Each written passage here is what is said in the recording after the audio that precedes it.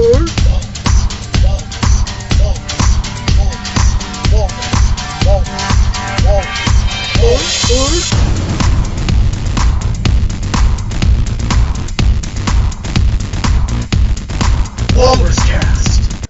Welcome back, everybody, to WalrusCast. I'm Jonathan Knoll, and WalrusCast is just a place where I get to talk about things I want to talk about. Now, for this week, we are going to be doing an interview with a longtime friend of mine and fellow writer, and you may or may not have heard of him before on Late Night Taco Delivery. He is my friend, Drew KOPP. Say hi, Drew. Hello, I am Drew KOPP, and I also like to talk about things that I just like to talk about, too. So how long have we known each other, Drew? I think actually since maybe sophomore year, probably. Maybe even freshman year, at least my freshman year. It was probably your sophomore year at the time? No, I believe it was my junior year. Yes, we met each other on the crew of our full play, Anatomy of Grey, from the BGS Drama Club. Yeah, and ever since then, we've been pretty good pals about everything. Yep, the chain was linked. We realized we had a lot of similar interests and a lot of similar opinions on media. Mm-hmm. And of course, everything was made even better when we both found out that we were fans of thatguywiththeglasses.com. Oh, yes. Have you been following that lately, by the way? Of course. What else would I be doing? I haven't, so. Hey, I work for a living. Fair enough.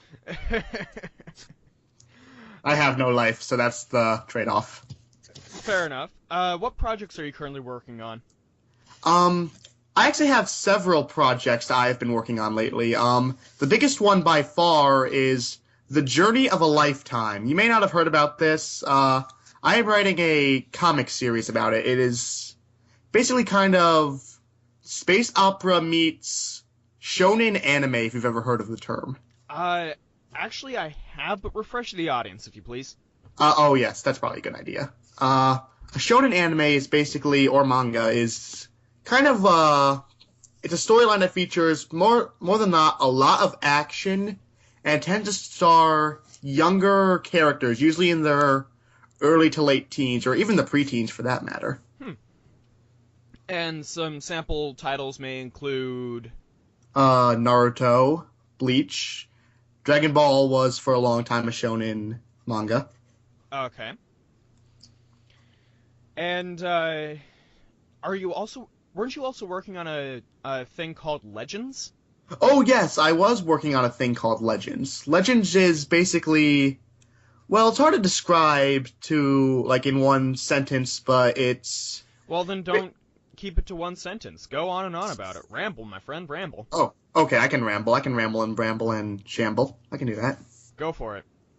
Legends is basically the story about the multiverse. It started when I played through BioShock Infinite, which I won't spoil because the internet would kill me. It would probably burn me at the stake, or rather, flame me at the stake, more likely. And, I basically had an idea of, what if there were characters who could just... and go to, other realities. Did you hear the snap? Did you hear my... I heard your snap, yes. Okay, then got it. You heard my snap. Yep. Right. I always thought it'd be an interesting idea if there were characters who could just travel to other realities with just the flick of a switch, quite literally, and could just... I always imagine it being almost like a police drama. Maybe they have to go to other dimensions and solve problems. Sounds promising. You have anything on the characters there? Not really. I don't really have much in the way of characters or really anything story besides just a basic foundation to lay down. Okay. Well, I look forward to hearing more about that in the future. Now, speaking of Journey of a Lifetime, where did that come from? There were two major influences on Journey of a Lifetime. The basic influence or basic idea came from both a dream I had and actually Steven Spielberg's Close Encounters of the Third Kind. Interesting call. Basically, I had a dream about children, especially younger children, being abducted and taken off-world by a malevolent alien race. And I thought, that'd be a very interesting story to see how they could try and escape and maybe get back home. I thought that might be a very interesting story angle to kind of try and do that, because I don't think I've ever actually seen a story something along the lines of that. Have you? It's not making me think of anything except for perhaps Homestuck. Oh yes, actually, speaking of Homestuck, Homestuck is actually, well, we're on the internet, so we're always going to talk about Homestuck. That's basically like one of the Ten Commandments. Thou shalt talk about Homestuck. Anyway, so And what about Homestuck captured your imagination? what really captured my imagination about Homestuck was how it kind of had a lot of seriousness, but also a lot of, I guess, what would you call it? Laid backness, I guess, maybe? It certainly does have a style to it, I'll give it that. Yeah, what I really like about Homestuck is how it is able to go from being very comedic and very self-aware, which is one of the angles I want to tackle, Journey of a Lifetime, and very serious and very, like, involved in itself. Fair enough.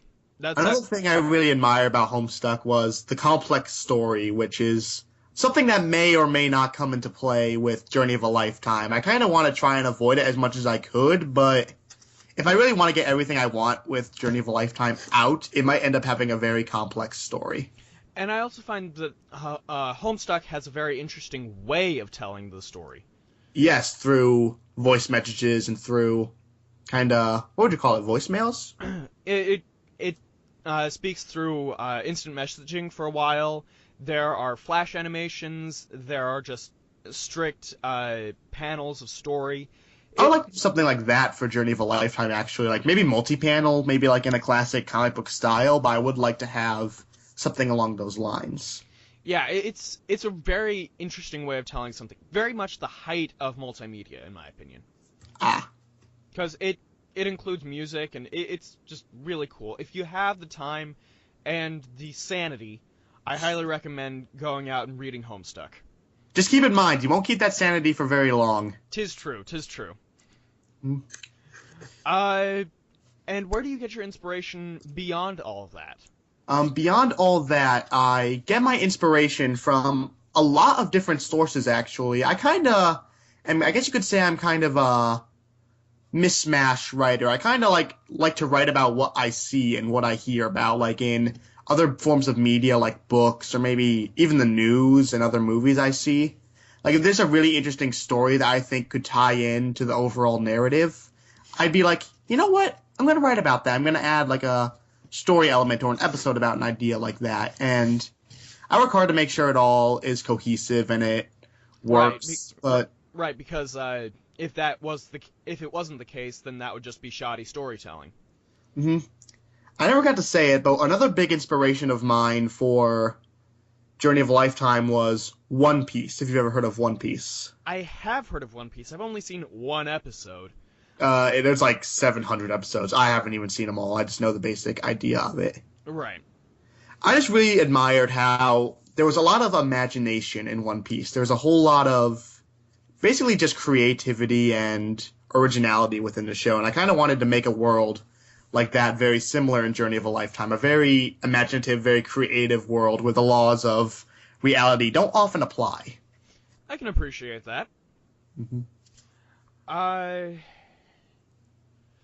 Now, the reason why Drew Cup has become such an integral part of the Radioactive Walrus Entertainment Network is because not too long ago, Daniel Gill and I had an idea. Daniel Gill from Late Night Taco Delivery had an idea about having a story podcast, kind of like old time radio. Yes, have you ever heard of The Shadow or The Lone Ranger? Something along similar lines. Actually, an even better corollary is the original Hitchhiker's Guide to the Galaxy. Oh, that's very interesting. Have you ever heard it? No, actually. I'll have to send it to you, because it's totally worth listening to. Ooh. And will definitely give you the right idea. Anyway, so we came up with the idea of virtual reality, kind of Ready Player One meets the A-Team meets Sherlock Holmes. And That's like a holy trinity you got going right there. and so my immediate thought was involve Drew because he's one of the most imaginative and creative writers that I know. Yes, I guess you could say I am really an imaginative person. If it were to get out, it would destroy a small country, possibly. Little vain there, don't you think? Look who's talking. Hey. Anyway, the series is called Haptic, and I invited Drew to write the first episode. Now, how's that going, Drew? That is going very well. I've kind of fine-tuned the parts we worked on earlier with... I won't spoil anything. I'd be making that worth watching the first episode. And I've been working on from where we left off, the meeting between our two main characters and such like that. oh, really? Mm-hmm. I can't wait to read it. Now, what can you tell us about the characters? The main character of Haptic is one Stephen. What was his last name? Goldman, I think. Stephen Goldman. He is a agent computer hacker who goes by the alias Cray, which is a computer reference, actually. Could you explain that? Yes. The two characters have screen names that are Cobalt and Cray. And Cobalt and Cray were computers, one of which the film The Last Starfighter was created on. Mm-hmm. And for those of you who know, I actually do like The Last Starfighter. It's not a bad flick. It really isn't. And the other character, Drew? The other character is one Tyler. I always forget the last name. Reinhardt. Reinhardt, that is it. Reinhardt is a mega gamer who is 22 years old, and he is going to, what was it called? Hanks University, I think. Hanks University is the first fully virtual reality university. It's kind of like what you see the ads nowadays with online colleges, except it's full on virtual reality. It feels like you're there. That's quite impressive, actually. Now, what is the state of virtual reality in this story? Virtual reality is kind of like DVD was in the late 2000s. It was a new thing that a lot of people were starting to get into, but they preferred VHS and CD and other forms of media. Yeah, other more familiar media from the 90s and 80s. It was just getting started. People thought it was interesting, but I don't think anyone expected it'd take off the way it has as of 2015. There you go. And what year does this take place?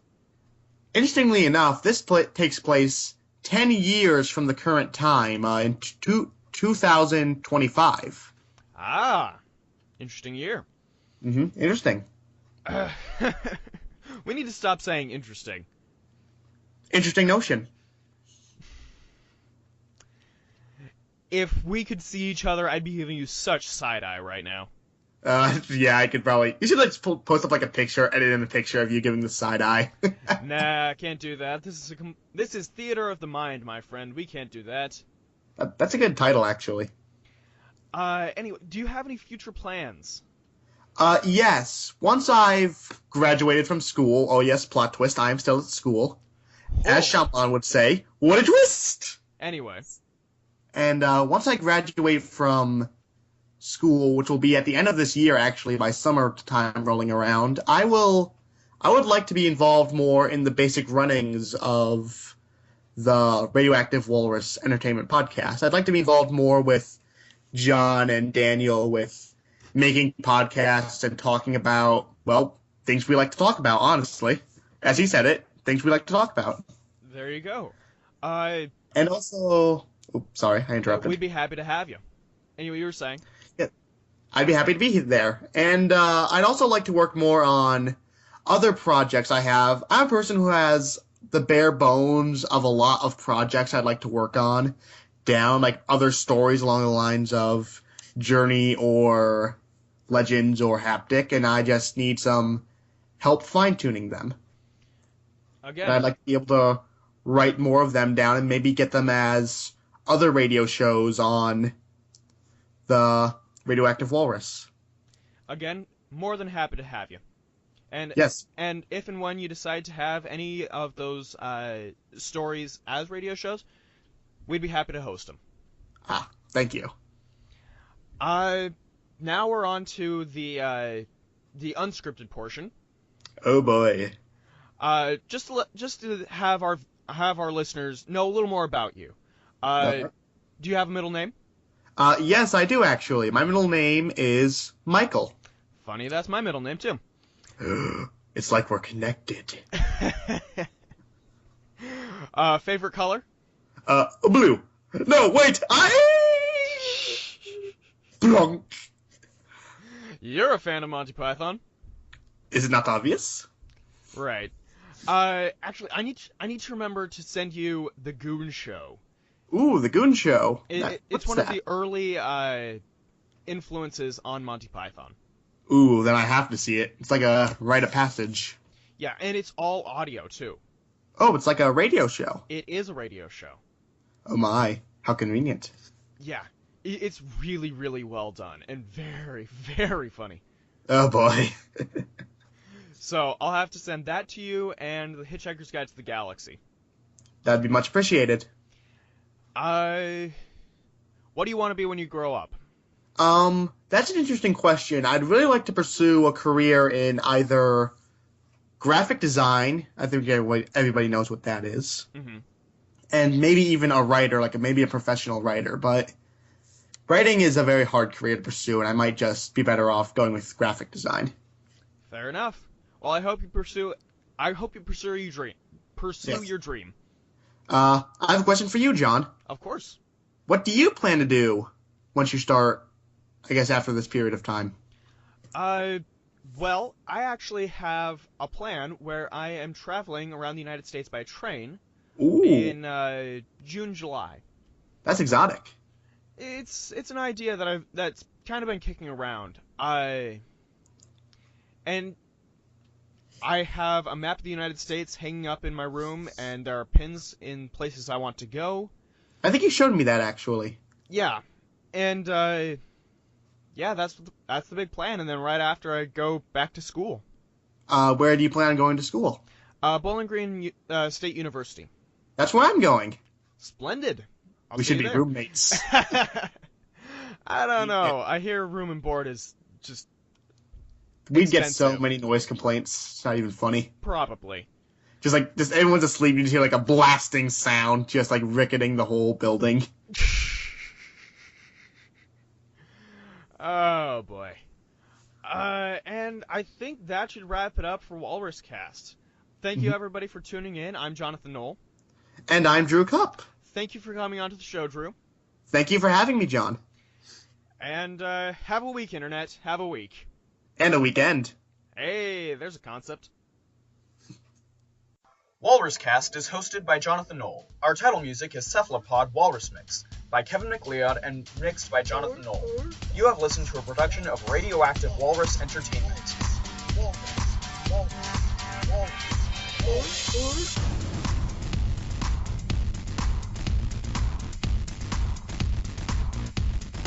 WalrusCast.